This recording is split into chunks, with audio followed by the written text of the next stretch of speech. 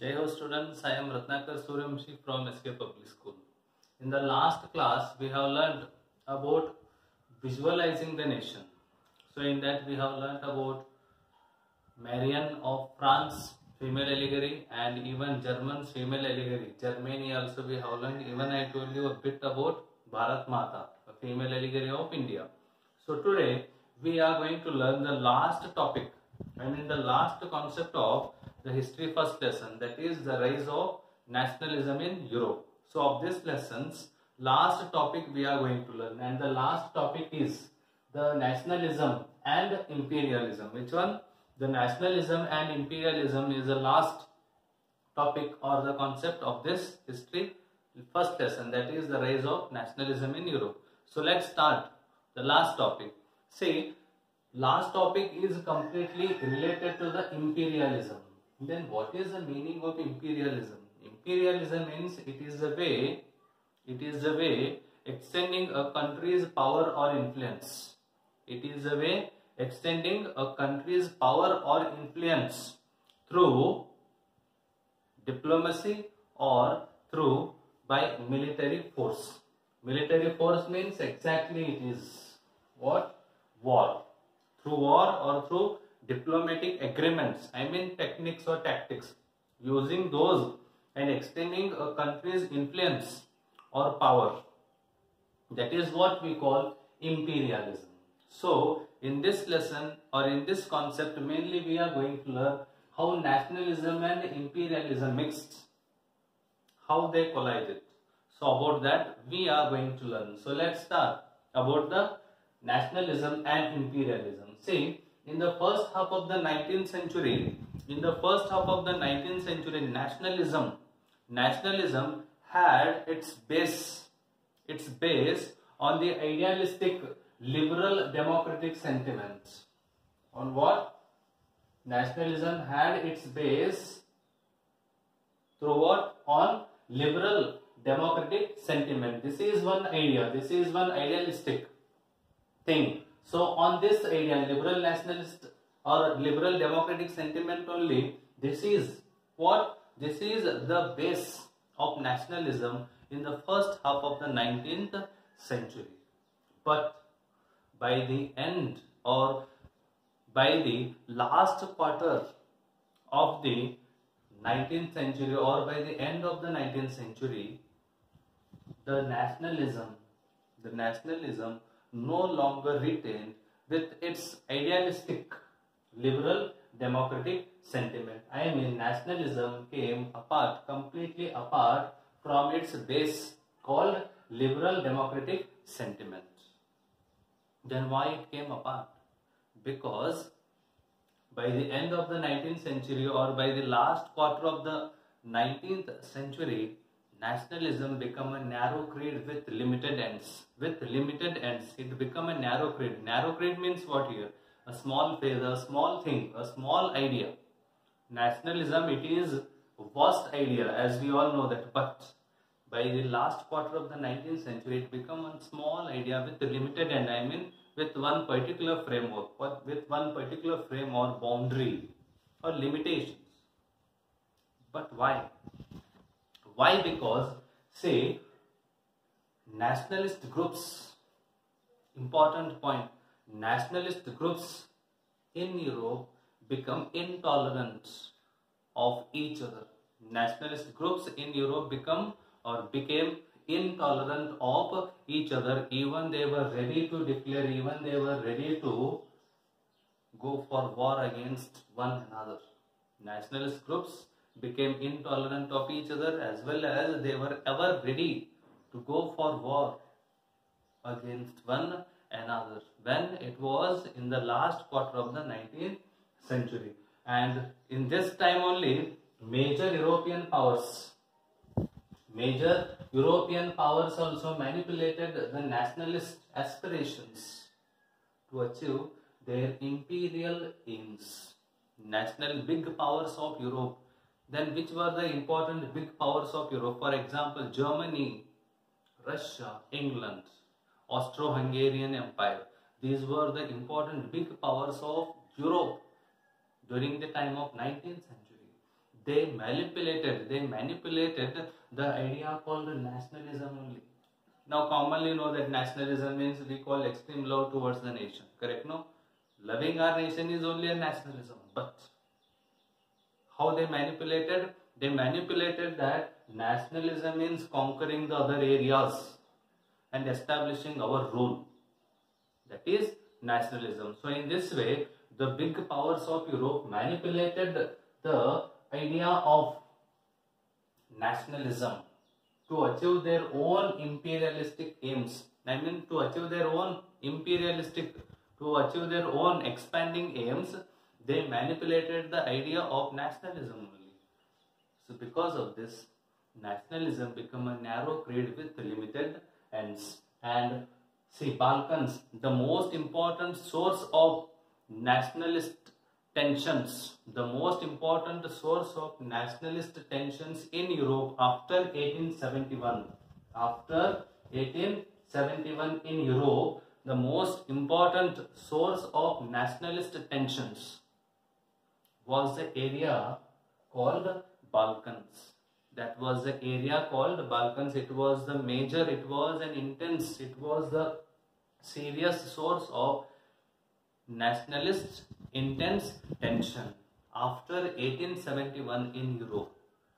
But why?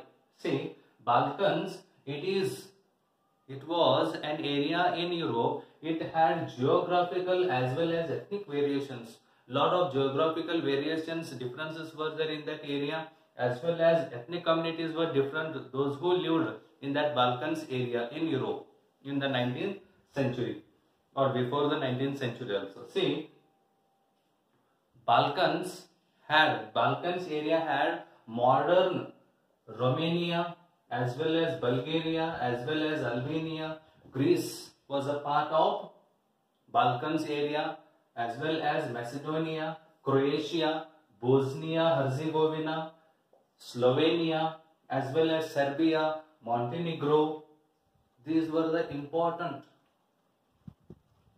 present countries which were the part of Balkans area during the time of 19th century. See, each area here, each country at present had or has its own ethnic communities. Commonly we know that at that time also each area had its own ethnic community, geographical differences, but all together they comprised only one area. That area was Balkans. So that's why I told you Balkans area had geographical and ethnic variations, and that's why it is the serious source of nationalist tensions in Europe after 1871. Then what happens? See, the inhabitants of Balkans or these areas, the inhabitants of Balkans were called as Slavs. Slavs means what? The people who were the members of a group of people speaking Slavic languages and living in Central and Eastern Europe. Speaking Slavic language. Now, then one more question. Then which were the important Slavic languages? See, Slavic languages means Indo-European languages are also called as Slavic languages. For example, Greece language, Greece, as well as Italian. Greece, Italian, these were the important Indo-European, I mean Slavic languages. The people who lived in Central and Eastern part of Europe and speak which language? Indo-Slavic language or Indo-European language like Greece or Italian or other Indo-European or Slavic language, those were called as Slavs. So the people who lived in Balkans were called as Slavs. Say, large part of the Balkans was under the control of Ottoman Empire. Already we have learned about the Greek War of Independence. Correct? No? The Greek was under the control of Ottoman Empire. So the large part of Balkans area was under the control of Ottoman Empire. But what happens? See, the spread of the ideas of romantic nationalism, and the disintegration of Ottoman Empire made this Balkans area a major source of nationalistic tensions.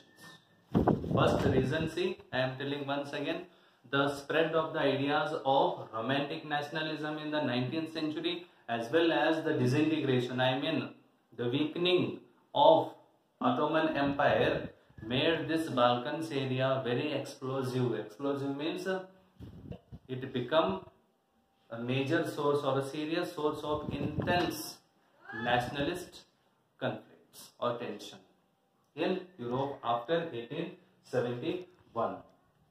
So, but all through the 19th century, Ottoman Empire tried to strengthen its power. All through the 19th century, Ottoman Empire tried to strengthen its power through reforms, through internal reforms and through modernization. Through internal reforms and through modernization, Ottoman Empire tried to strengthen its power all through the 19th century. But it got a very little success. It got in this to strengthen its power all through the 19th century.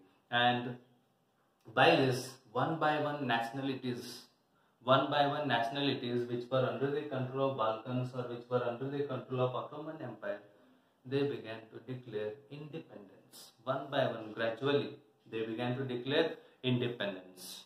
And even one more important point, that is that when Ottoman Empire became weaker, at that time, all those nationalities one by one began to declare independence. And important point, see, why they began to declare independence. They claimed independence here. For what? For nationality. They claimed independence, they claimed liberty or freedom for nationality. And to prove that they were independent in past, they took the help of history. I mean, they used history to prove that they had been once independent, but subsequently subjugated by foreign powers like Ottoman Empire. In past, they were independent, but later they went under the control of foreign powers like Ottoman Empire. And they felt, I mean, the nationalist struggles or the nationalist fighters of Balkans area or these small principalities, they thought that their struggle was an attempt to achieve independence or to win back their independence which was lost in long past. I mean, in the long past they had lost their independence, but to win back their independence which was lost in the past time, to achieve that, to get independence, they made their efforts here. So this is one part about the nationalism and imperialism. This is one part only. So the remaining part we will see in the next class. Thank you. Jai Hind.